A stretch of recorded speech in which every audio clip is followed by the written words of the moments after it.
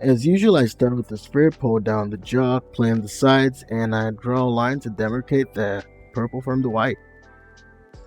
I also carve in his eyes and pull out a neck for him. Then I add in a cylinder for his ears. I mask and slice off the purple part of his head so I could have them separate, thinking to make things easier. That was a big mistake. I ended up joining it back together. So you see I set up the camera and the reference trying to line things up. It doesn't always work because I'm not the best at aligning the angles, but it's worth a try every now and then, and sometimes it does help get the proportions right. You see I pose the head. I'm just trying to put some suggestions of where things lie on the face so I can move it around. Just keep things basic now. These aren't the final details, just to have something to gauge using the reference. In hindsight, I didn't spend enough time comparing what I was putting down to the reference. If not, I would have had a way easier time recreating this extremely stylistic piece in 3D. In some of my sculpts, I don't know if you see me do this, but I draw over the reference, the planes, and the big blobs of shapes, so I understand the shapes and proportions and plane break position on the art piece so I could recreate that on my model. The colors I added was also to help gauge the proportions, and then I also add a sphere for the body and 2 balls for the shoulders as well. My process for muscles like this is just to use a crease brush or the draw sharp to separate them and to bulk them up using the clay strips brush. And then I could use the scrape brush and smooth brush to even things out and keep the surface looking clean.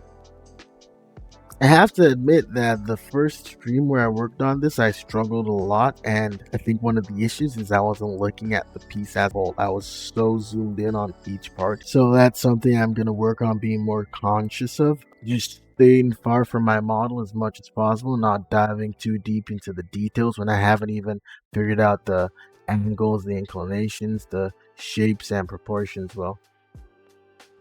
Anyway, just like before, you see me using color to try and figure out the proportions and shapes, and it also helps me realize that I needed to extend the purple part a bit more. And then everything changes as soon as I split the head using the eye line. It just immediately made everything make sense for me. I even got rid of the colors for a while just to work on it, because now that I see the eye line, I see the cranium and the jaw, and like it's just like split the head, and like it makes it way easier to understand. And then I get closer to the actual angles and shapes that I see in the reference. I clean up the previous line I had splitting the head, and yeah, it just immediately starts making sense. This is about where I dropped it off and went for day 2 of working on this thing. The second stream wasn't too long. It was just me doing some cleanup, finally adding a bit more details. It was a pretty short stream, but yeah. So you see me trying to get the shape of the eye right, pushing in the eye, doing some cleanup around the crease of the head. There was a point here, I think before this was when I had to go down a resolution level. I had to remesh at a lower resolution because I noticed that some of the creases, some of the edges were very wobbly and they were hard to get back into looking clean. And then a chatter reminded me that the mesh is way easier to control when there's less of it. So I lowered the voxel count significantly and remeshed. Anyway, see, I end up just filling the eyes with a ball and remeshing it to the head. It's just way easier that way, so I don't have to move 2 objects if I'm adjusting the shapes. You see me doing a bit more refinement to the body, just moving around. Yeah, went back to painting, cleared off the bad paint, repainted.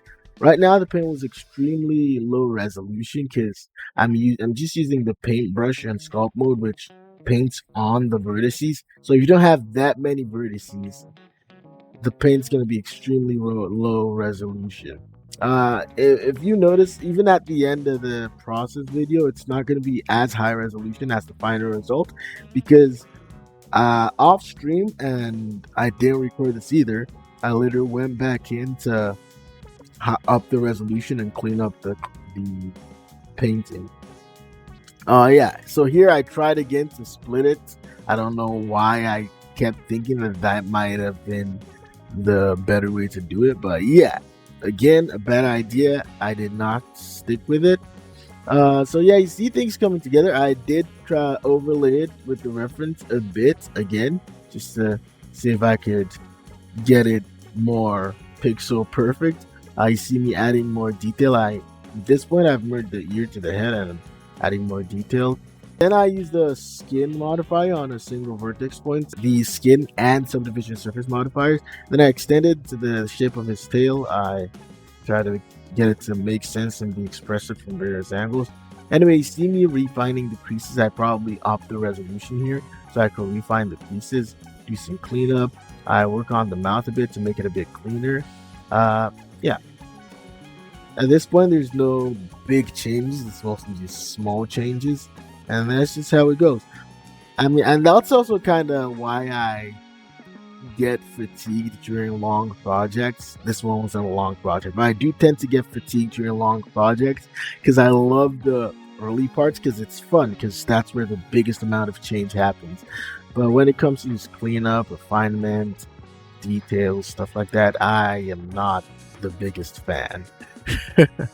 So yeah, you see me drawing like the line between the purple part and the white part. So yeah, you see me just kind of painting it like I'm painting a 2D piece in a way. I'm drawing the line art on it. I'm drawing in the shadow under the neck, inside the ear. So you see me painting some of the reflection. I painted some of the reflection off of the purple parts of him.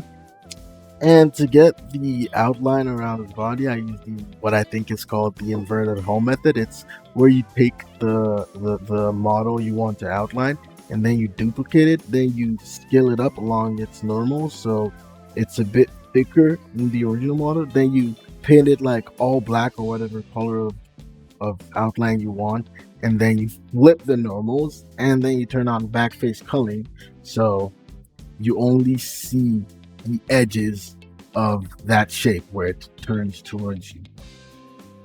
Okay, so that's about it. I really glad with how it came out. I really like it. I hope you like it too. I really hope you enjoyed this video. Again, if you want to see the full live streams, it's on the channel and it's linked below. And a like would really go a long way for me. So I really hope you enjoy the rest of your day. Bye bye.